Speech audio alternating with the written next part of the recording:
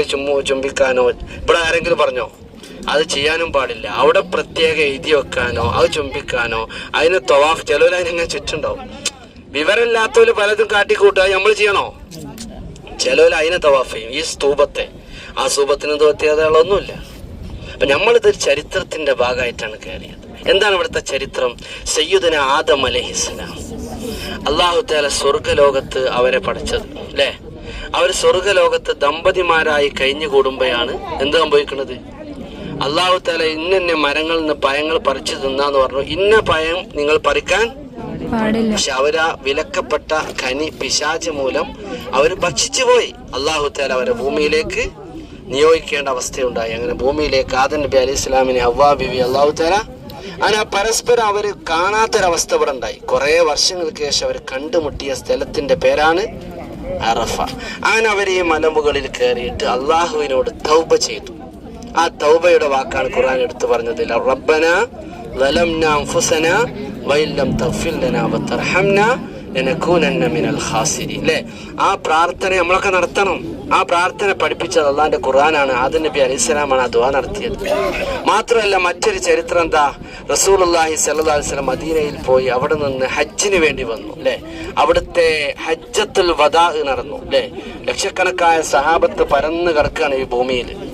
റസൂലുള്ളാഹി സ്വല്ലല്ലാഹു അലൈഹി വസല്ലം ഹജ്ജിന്റെ സമയത്ത് ഒരു പ്രസംഗം നടത്തിയിട്ടുണ്ട്. ഖതബ റസൂലുള്ളാഹി സ്വല്ലല്ലാഹു അലൈഹി വസല്ലം. അത് ഇവിടുന്ന് ഈ കുന്നിന്റെ തായ് ഭാഗത്തുള്ള ഒരു പാറപ്പുറത്ത് നിന്നിട്ട് അള്ളാഹുവിന്റെ ഹബീബ് റസൂലുള്ളാഹി സ്വല്ലല്ലാഹു അലൈഹി വസല്ലം പ്രസംഗിച്ചു, ഖുതുബയോതി. എന്താണ് ആ ഖുതുബയിൽ നിന്ന്? ലോകത്തിന് തന്നെ ഒരു മാതൃകയുള്ള ഖുതുബയാണത്. ഹജ്ജത്തുൽ വദാ നബി സല്ലല്ലാഹു അലൈഹി വസല്ലം നടത്തിയത്. എന്താണ് ആ ഖുതുബ? ഹബീബ റസൂലുള്ളാഹി സ്വല്ലല്ലാഹു അലൈഹി വസല്ലം ലക്ഷക്കണക്കായ സഹാബത്തിനെ ഹജ്ജിന്റെ സമയത്ത് അഭിസംബോധന ചെയ്തുകൊണ്ട് അവിടുന്ന് പറഞ്ഞു, അയ്യുഹന്നാസ്, ഓ ജനങ്ങളെ, അലാ ഇന്ന ദിമാഅക്കും വഅംവാലക്കും ഹറാമുൻ ബൈനക്കും സയ്യിദുനാ റസൂലുള്ളാഹി. അലാ ഇന്ന ദിമാഅക്കും വഅംവാലക്കും വഅറാദക്കും ഹറാമുൻ ബൈനക്കും കഹുർമത്തി ഹാദൽ യൗമിൽ അദീം.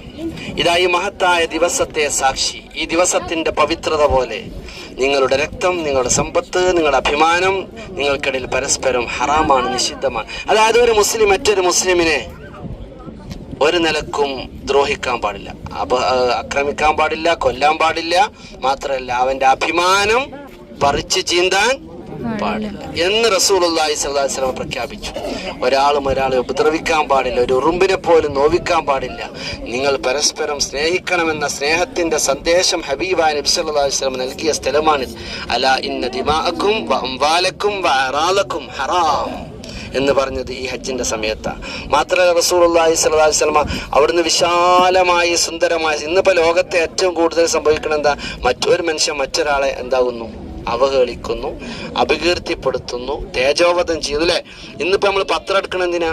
മറ്റുള്ളവന്റെ ഗീബത്ത് കേൾക്കാൻ. ഇന്ന് നമ്മള് വീഡിയോ ചെയ്യുന്നത് എന്തിനാണ്? വീഡിയോ കാണുന്നത് എന്തിനാണ്? മറ്റുള്ളവരെ കുറ്റം കുറവിലുണ്ടോ നോക്കാൻ വേണ്ടിട്ട് അല്ലെ? ഇങ്ങനെ പരസ്പരം ചെളിവാരി എറിയുന്ന സ്വഭാവം. അതുപോലെ ആ പെണ്ണുങ്ങൾ ആണുങ്ങൾക്കെതിരെ ആരോപണങ്ങൾ ഉന്നയിക്കുക, അങ്ങനത്തെ ഒരു കാലമാണ്. ആണുങ്ങൾ പെണ്ണുങ്ങൾക്കെതിരെ ആരോപണം ഉന്നയിക്കുന്ന കാലമാണ്. പരസ്പരം അങ്ങോട്ടും ഇങ്ങോട്ടും ഒരു മനുഷ്യന്റെ അഭിമാനം പറിച്ചു ചീന്തുന്നതിന് യാതൊരു പ്രശ്നമില്ലാത്ത ഒരു കാലഘട്ടത്തിലാണ് നമ്മൾ ജീവിക്കുക. ആ ഒരു സന്ദർഭത്തിലാണ് 1400 വർഷങ്ങൾക്ക് മുമ്പ് സമാധാനത്തിന്റെ, സമത്വത്തിന്റെ സന്ദേശം സയ്യിദുനാ റസൂലുള്ളാഹി അവിടുന്ന് പ്രഖ്യാപിച്ച. മാത്രമല്ല ആ സമയത്താണ് ഇസ്ലാം പൂർത്തിയാക്കുന്ന വചനം ഇറങ്ങുന്നത്. ഇസ്ലാം പൂർത്തിയാക്കുന്ന വചനം ഇറങ്ങുന്നത് ഹജ്ജത്തുൽ വദാഇന്റെ സമയത്ത്. റസൂലുള്ളാഹിയുടെ അറഫ പ്രസംഗം ആ സമയത്താണ് ജിബ്രീൽ അലൈഹിസ്സലാം ഇവിടെ ഇറങ്ങുന്നത്. എന്നിട്ട് നബി സല്ലല്ലാഹു അലൈഹി വസല്ലമക്ക് വിശുദ്ധമായ ഒരായത്ത് കേൾപ്പിക്കുകയാണ്. ഏതാണ് ആയത്ത്? അൽ യൗമ അക്മൽതു ലക്കും ദീനക്കും വഅത്മംതു അലൈക്കും നിഅമതി വറദിയതു ലക്കുമുൽ ഇസ്ലാമ ദീന. ഇന്നേ ദിവസം നിങ്ങൾക്ക് ഇസ്ലാമിനെ സമ്പൂർണ്ണമാക്കി തന്നിരിക്കുന്നു എന്ന ഇസ്ലാമിന്റെ പൂർത്തീകരണം നടന്നത് ഇവിടെ വെച്ചുകൊണ്ടാണ്. മഹാനായ സയ്യിദുനാ റസൂലുള്ളാഹി സ്വല്ലല്ലാഹു അലൈഹി വസല്ലമ ഈ പ്രഖ്യാപനം നടത്തി ഹജ്ജ് കഴിഞ്ഞ് പിരിഞ്ഞുപോയി അവരുടെ വീട്ടിൽ താമസിക്കുന്ന സമയത്ത് ഒരു വീട്ടിൽ ഒരു വീട്ടിൽ വല്ലാത്ത കൂട്ടക്കരച്ച്. ആളുകൾ നോക്കിയപ്പോ ആരെ വീടാണത്? സയ്യിദുനാ അബൂബക്കർ സിദ്ദീഖ് റളിയല്ലാഹു അൻഹു വാതിലടച്ചിങ്ങനെ കരയാണ്. എന്താ സംഭവം? ആ ഹജ്ജത്തുൽ വദാഇന്റെ ആ പ്രഖ്യാപനം കേട്ടിട്ട് സിദ്ദീഖ് റളിയല്ലാഹു അൻഹു പിന്നെ ഉറക്കല്ല, കരയാണ്. എന്താ കരയാനുള്ള കാരണം? ആ പ്രഖ്യാപനം റസൂലുള്ളാഹി തങ്ങളുടെ വഫാത്തിന്റെ സൂചനയാണ്. അൽ-യൗമ അക്മൽതു ലക്കും ദീനക്കും വഅത്മംതു അലൈക്കും നിഅമതി വറദീതു ലക്കുമുൽ ഇസ്ലാമ ദീന. ഈ പ്രഖ്യാപനത്തിന്റെ പൊരുൾ മനസ്സിലാക്കിയ ആളാണ് സയ്യിദുനാ സിദ്ദീഖ് റളിയല്ലാഹു. കാരണം റസൂലുള്ളാഹിന്റെ ഒപ്പം നടന്ന സിദ്ദീഖ് റളിയല്ലാഹു അൻഹു റസൂലുള്ളാഹി വഫാത്താവുക എന്ന് പറഞ്ഞാൽ അത്ര ഉൾക്കൊള്ളാൻ കഴിയൂല, താങ്ങാൻ കഴിയൂല. പണ്ട് സിദ്ദീഖുൽ അക്ബർ റളിയല്ലാഹു അൻഹു റസൂലുള്ളാഹി സ്വല്ലല്ലാഹു അലൈഹി വസല്ലമയുടെ ഉമർ റളിയല്ലാഹു അൻഹു വാളെടുത്തപ്പോൾ പോലും അടക്കി നിർത്തിയില്ലേ? റസൂല് വഫാത്തായിണെന്ന് ജനങ്ങൾ പ്രഖ്യാപിച്ചപ്പോ വന്നപ്പോ ഉമർ റളിയല്ലാഹു അൻഹു എന്താ പറഞ്ഞത്? റസൂല് വഫാത്തായിട്ടില്ല, വന്ന് പറയുകയാണെങ്കിൽ വഫാത്തായി എന്ന് പറയണവനെ ഞാൻ എന്താക്കും എന്ന് പറഞ്ഞ് ഉമർ ബിൻ ഖത്താബ് റളിയല്ലാഹു അൻഹു അന്ന് സമാധാനിപ്പിച്ച ആളാരാ? ആ അബൂബക്കർ റളിയല്ലാഹു അൻഹുവിന് ഈ ഹജ്ജത്തുൽ വദാഇന്റെ സമയത്ത് റസൂലുള്ളാഹിന്റെ പ്രഖ്യാപനം കേട്ടിട്ട് കരഞ്ഞു പോയില്ലേ? കരയാനുള്ള കാരണം എന്താണ്? റസൂലുള്ള പഠിച്ചോനെ ഇനിയിപ്പോ തോന കാലം നമ്മളെപ്പരം ഉണ്ടാവില്ലല്ലോ എന്ന് വിചാരിച്ചു. മറ്റൊരു സംഭവം ഇവിടെ ഉള്ളത് മഹാനായ സയ്യിദുന ഖലീലുല്ലാഹി ഇബ്രാഹിം അലൈഹിസ്സലാത്തു വസ്സലാം ബാബിലോണിയൻ മെസ്സപ്പെട്ടോമിയൻ സംസ്കാരമുള്ള ഇറാഖിന്റെ മണ്ണിൽ നിന്നാണ് മക്കയിലേക്ക് വന്നത്.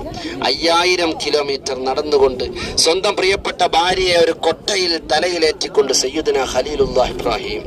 ആലോചിച്ച് നോക്ക്, നമ്മളൊക്കെ ഇപ്പൊ എത്ര സുഖത്തിലാണ് നടക്കുന്നത്. നമുക്കൊരു ത്യാഗം സഹിക്കാനാവൂലല്ലേ? ഹജ്ജ് ഉംറയും ചെയ്യുമ്പോൾ നമുക്കൊരു ത്യാഗത്തിന് നേരല്ല, ആവൂല. പക്ഷെ സയ്യിദുന മഹാനായ ഖലീലുല്ലാഹി ഇബ്രാഹിം അലൈഹിസ്സലാം 5000 കിലോമീറ്റർ നടക്കുമ്പോൾ ഭാര്യ തളരുമ്പോൾ ഭാര്യയെയും കുട്ടിയെയും തലയിൽ ഇങ്ങനെ കൊട്ടയിൽ ചുമന്നിട്ട് വരുന്നു. എന്നിട്ട് എവിടെ കൊണ്ടുപോയി കുട്ടിനെയും ഉമ്മനെയും പാർപ്പിച്ചത്? മക്കയിലെ കാബാലയത്തിന്റെ തിരുമുറ്റത്തിലെ. ആ കുട്ടി വളർന്നു. ആ കുട്ടി വളർന്നൊരു 10, 13, 14 വയസ്സായപ്പോഴാണ് പിന്നെ കാബ പുനർനിർമ്മാണവും അവസാനം പിന്നെ അറഫയിൽ വന്ന് ഇവിടെ ഇങ്ങനെ ഇരിക്കും അവര്. അങ്ങനെ ഈ അറഫ ഹജ്ജിന്റെ മാസത്തിലെ അറഫാ ദിവസത്തിന്റെ തലേ നാളിൽ അഥവാ ദുൽഹജ്ജ് 8-ന്റെ രാത്രി സയ്യിദുന ഇബ്രാഹിം അലൈഹിസ്സലാം ഒരു സ്വപ്നം കാണുകയാണ്. എന്താണ് ആ സ്വപ്നം? ഇബ്രാഹിം, നിന്റെ പുത്രനെ ബലിയറുക്കണം. ആ കുട്ടിനെ കിട്ടിയത് തന്നെ എങ്ങനെ? വയസ്സിന്റെ അവസാന സമയത്ത് പ്രാർത്ഥിച്ച് അവസാനം കിട്ടിയ കുട്ടിയാണ്. ആ കുട്ടി വളർന്ന് കുറച്ചങ്ങോട്ട് എത്തിയപ്പോഴേക്കും അതിനെ ബലിയറുക്കണമെന്ന സന്ദേശം. ഇന്നി അറാ ഫിൽ മനാമി അന്നി അദ്ബഹുക്. നേരം വെളുക്കുമ്പോൾ അഥവാ ദുൽഹജ്ജ് 8-ന് സ്വപ്നം കാണുന്നു. നേരം വെളുക്കുമ്പോൾ ദുൽഹജ്ജ് 9-ന്റെ പകലിൽ മോനെ വിളിക്കുന്നു. മോനെ യാ ഇസ്മായിൽ, ഇന്നലെ രാത്രി ഞാനൊരു സ്വപ്നം കണ്ടില്ല. ഇന്നി അറാ ഫിൽ മനാമി അന്നി അദ്ബഹുക്. മോനെ, ഞാൻ ഇന്നലെ ഒരു സ്വപ്നം കണ്ടിരിക്കുകയാണ്. നിന്നെ അറുക്കാനാണ് തീരുമാനം. നിന്നെ അറുക്കാൻ.